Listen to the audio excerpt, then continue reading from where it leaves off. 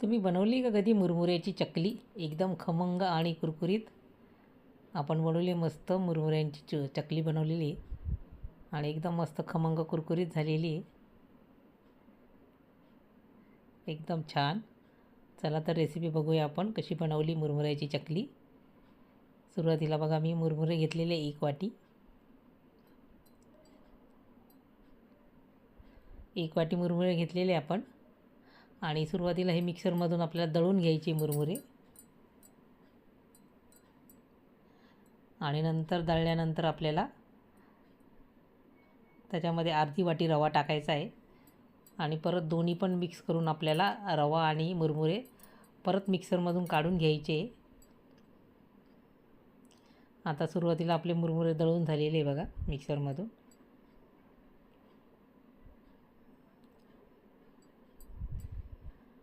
अशा प्रकारे इतकी अर्धी वाटी भरलेली बघा मुरमुरे.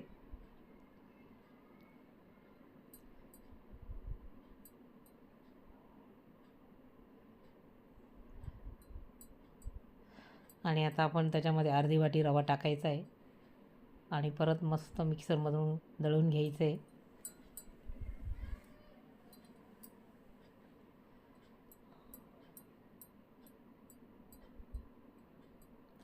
मुरमुऱ्याचा उपयोग आपण मस्त चिवडा बनवण्यासाठी करतो, पण आता आपण चकली बनवण्यासाठी करायचा आहे मुरमुऱ्याचा उपयोग. आता बघा रवा आणि मुरमुरे आपले दळून झालेले परत दोनदा. आणि कढई ठेवायची. अर्धी वाटी आपलं सगळं मुरमुरे आणि रव्याचं मिश्रण होतं, तर अर्धी वाटीच मी पाणी टाकलेलं आहे. त्याच्यामध्ये आपल्याला तीळ टाकलेले आहे मी छोटे 2 चमचे, चिली फ्लेक्स टाकलेले आहे आणि कलौंजी असते ना ती काळी ती टाकलेली आहे. त्याच्यामध्ये मी धणे पावडर जिरे पावडर पण टाकलेली आहे, चिली फ्लेक्स चवीनुसार मीठ टाकलेलं आहे, जिरेची पावडर टाकलेली आहे. आणि आता बघा उकळी आलेली आहे. आपल्याला हे सगळं पीठ टाकून घ्यायचं आहे आणि छान मस्त होऊ द्यायचं आहे. ते शिजून घ्यायचं आपल्याला हे पीठ मुरमुऱ्याचं आणि रव्याचं पीठ आपल्याला छान शिजून घ्यायचं आहे. कढईला ते पीठ सुटेपर्यंत आपल्याला ते शिजून घ्यायचं आहे.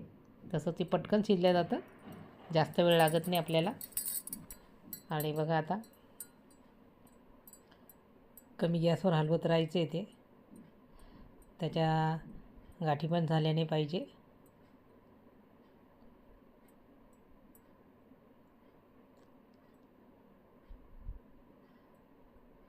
आणि बघा शिजलेलं आहे आपलं पीठ मस्त.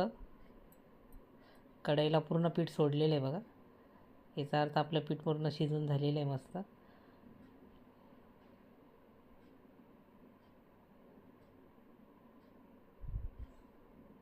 आणि एका ताटात आपल्याला काढून घ्यायचे ते आता.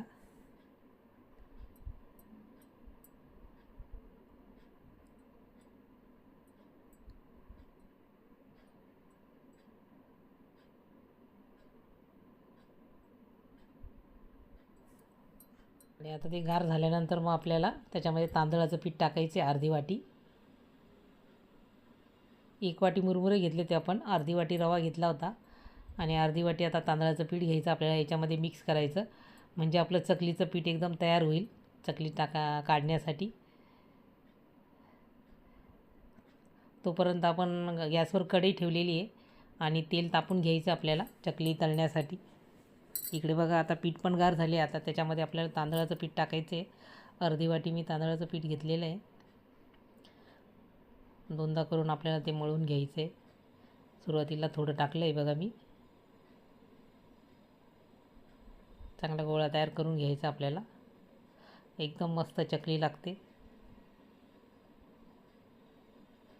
आपण बेसनची नेहमीच खातो, भाजणीची पण आपली चकली नेहमी आपण दिवाळीत आवश्यक असते ती.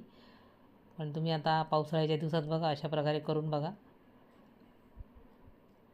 आणि बघा राहिलेलं पीठ पण मी त्यात टाकून घ्यायचं आहे आणि मस्त मळून घ्यायचं आहे परत.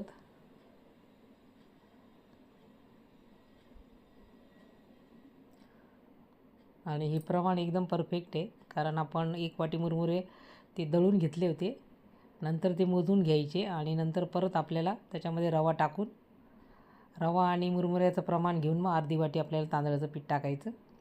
आता पीठ छान आपलं हे झाले. आता सोऱ्या घ्यायचं आपल्याला. सोऱ्याला तेल नाही लावायचं, तसंच आपल्याला हे टाकायचं आपल्याला चकलीचं मिश्रण. आणि आता सुरुवातीला आपल्याला चकली काढून घ्यायची आहे. मी कागद घेतलेला आहे, त्याच्यावर टाकून घेते ही चकली.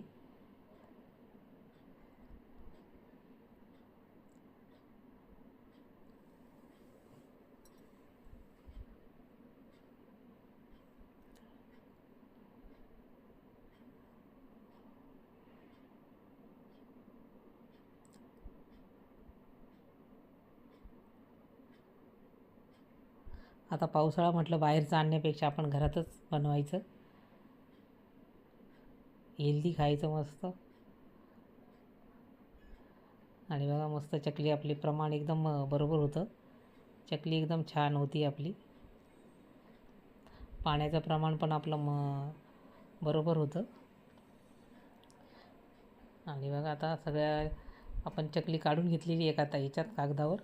आता तेल पण गरम झालेलं आहे, ते आपल्याला तळून घ्यायचे आहे.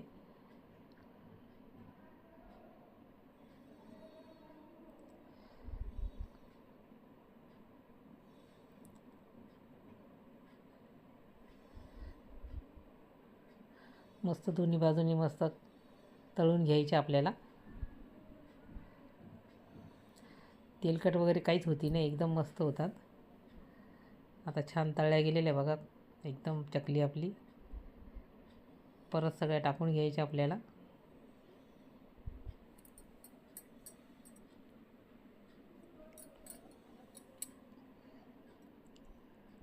आणि बघा मस्त चकल्या तयार झालेल्या आहे, खमंग आणि कुरकुरीत.